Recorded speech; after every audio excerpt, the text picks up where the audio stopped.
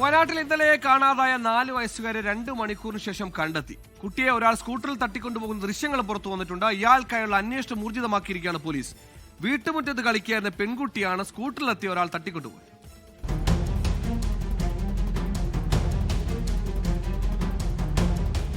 ദ്വാരക പുലിക്കാട് സ്വദേശി ബിജുവിന്റെ മകളെയാണ് ശനിയാഴ്ച രാത്രി 8 മണിയോടെ കാണാതായത്.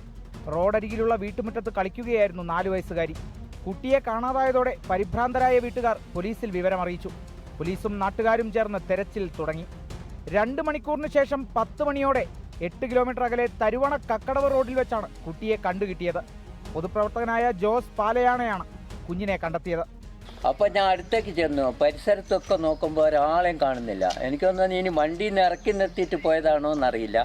അപ്പം ഞാൻ കുട്ടീൻ്റെ ഏരിയത്തേക്ക് ബെല്ലെ ചെന്നപ്പോൾ കുട്ടി ബഹളമൊന്നും വെക്കുന്നില്ല. അങ്ങനെ ഞാൻ കോരിയെടുത്ത് വീട്ടിലേക്ക് കൊണ്ടുവന്ന് എന്നാൽ പോലീസിൽ വിവരം അറിയിക്കാമെന്ന് വിചാരിച്ച് പോലീസിലേക്ക് വിളിച്ചപ്പോഴാണ് അവർക്ക് അതിന് മുമ്പ് വിവരം കിട്ടിയെന്ന് തോന്നുന്നു, ഇങ്ങനെ മിസ്സിങ് ഉണ്ട് എന്ന്.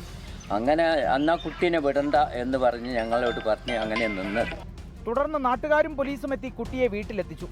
ഒരു മാമന്റെ കൂടെയാണ് വന്നതെന്നാണ് കുട്ടി പോലീസിനോട് പറഞ്ഞത്. കുട്ടിയെ ഒരാൾ നീല സ്കൂട്ടറിൽ ഇരുത്തി കൊണ്ടുപോകുന്ന ദൃശ്യം അടുത്ത വീട്ടിലെ CCTV ക്യാമറയിൽ പതിഞ്ഞിട്ടുണ്ട്. ഇയാൾ വാഹനം നിർത്തി ബിജുവിന്റെ വീടിനടുത്തേക്ക് നടന്നു വന്നതായും വ്യക്തമായിട്ടുണ്ട്. കുട്ടിയുടെ പിതാവിന്റെ പരാതിയിൽ പോലീസ് കേസെടുത്തിട്ടുണ്ട്. വാഹനവും ആളെയും കണ്ടെത്താൻ ശ്രമം തുടരുകയാണ്.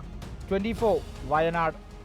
ലോകത്തെവിടെയായാലും ഏത് സമയത്തും 24 വാർത്തകളും ഓഗ്മെന്റഡ് റിയാലിറ്റി പാക്കേജുകളും എക്സ്പ്ലെയിനറുകളും വിശദമായി കാണാൻ ഞങ്ങളുടെ YouTube ചാനൽ നിങ്ങൾക്ക് സബ്സ്ക്രൈബ് ചെയ്യാം.